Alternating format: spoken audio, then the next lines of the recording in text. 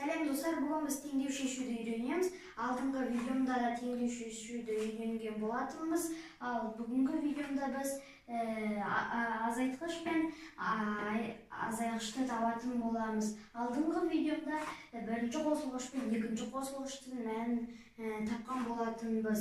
Ал ендеше достар, бірінші есебімізге келетін болсақ, азайтқышты табу үшін біз үлкен саннан кіші санды азайтамыз.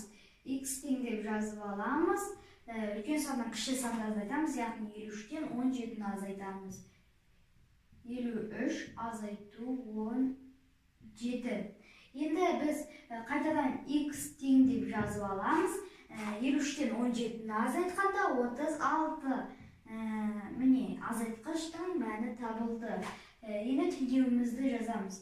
53 азайту 36 тең 17.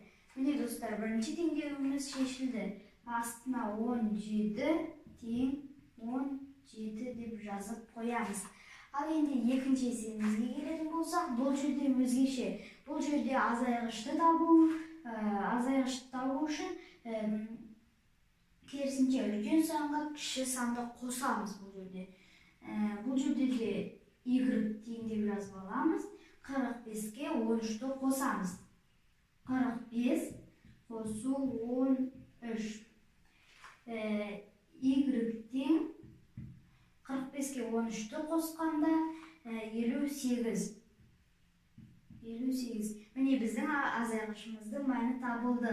Яғни 58-тен 13-ті азайтқанда 45 шығады екен достар.